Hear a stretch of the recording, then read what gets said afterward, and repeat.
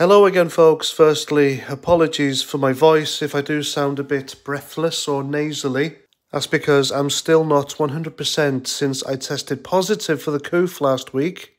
But thanks to lots of rest, vitamins and water, my wonderful immune system is dealing with it, and in a few days I should be hunky-dory, tickety-boo, right as rain, back to normal again, as has been suggested by over 140 separate scientific studies about this thing all around the world. So no problematic jab for me, unless of course I was some morbidly obese lockdown enthusiast. Then of course I'd have to rely on jabs and boosters to keep me fit and healthy, and it's those people I feel really sorry for.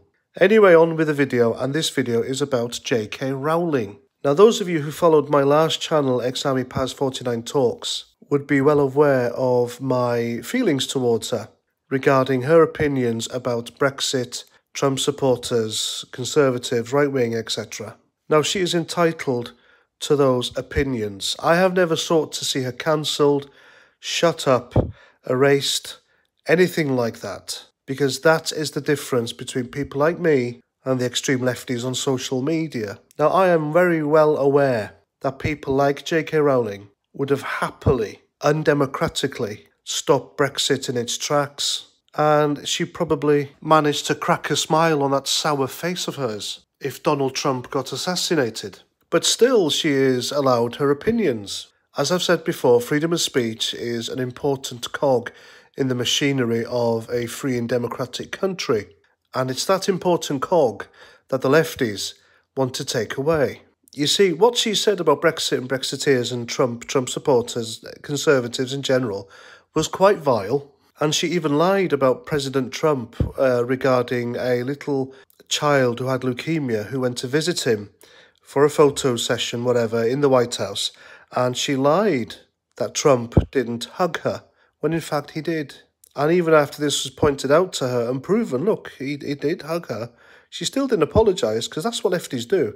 They don't admit when they're wrong, and they never apologise. And when it came to Brexit, she was one of these people that said that Brexiteers didn't know what we were voting for, blah, blah, blah, the same old nonsensical arguments. And another argument was the narrow margin of the Brexit victory just wasn't enough for victory.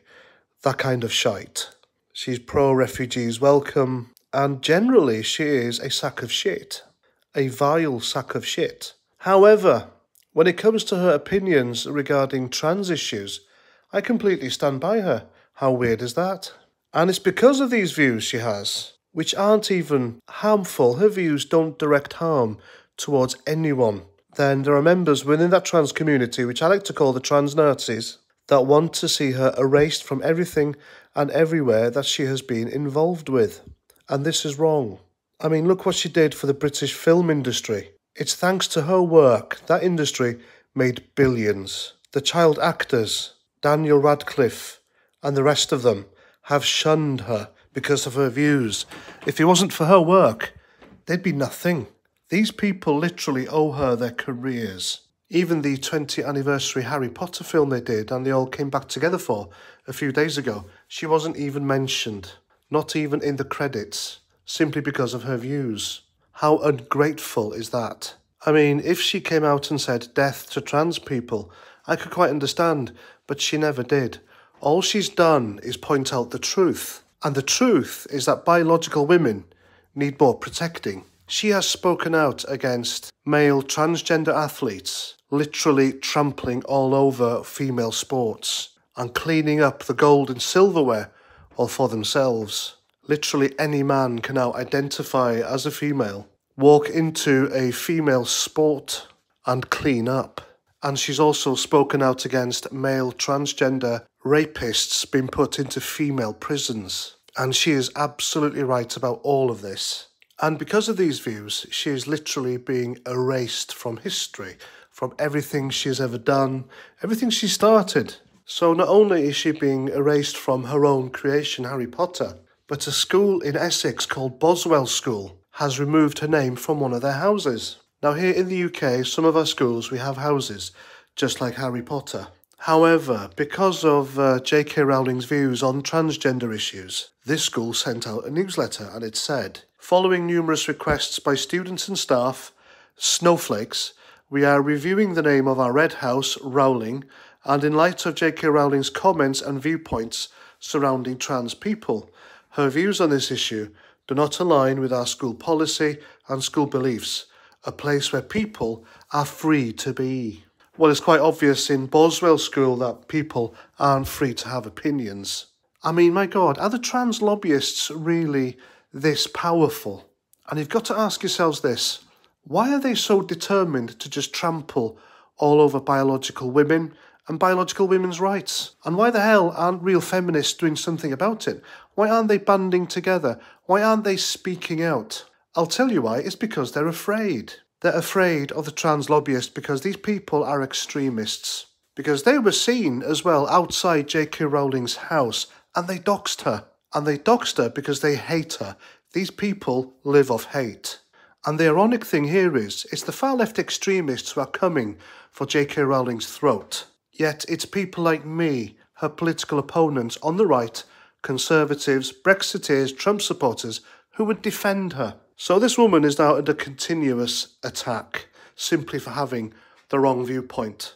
And the latest shit that's been flung at her is that she's been accused by someone called Jon Stewart over her depiction of goblins in the Harry Potter books as anti-Semitic. Apparently, these things are meant to caricature Jews. I've never seen a Harry Potter film nor read a book. But if you see yourself in an ugly creature that's greedy on film, then that's down to you. That's self-projection. It's how you see yourself. How absolutely sad do these people have to be? And I'm telling you now, folks, it won't be long before Harry Potter books are banned off the shelves for being, I don't know, some sort of phobic, because these people are relentless. These people who want to demonise, erase, cancel culture you, deplatform you, they are a special kind of hateful creatures. Because what happens when the trans Nazis have deplatformed and erased everyone? They'll just turn upon themselves. And that's what the left do, folks. They eat each other. And if I was J.K. Rowling, I'd be tweeting to Daniel Radcliffe, remember how you got here, boy? Anyway, that's my video. Please let me know what you think in the comments. And again, I'd like to thank everyone who sent me their best wishes since last week. And that's that. So please comment, share, subscribe, and until my next video, Roger Trout.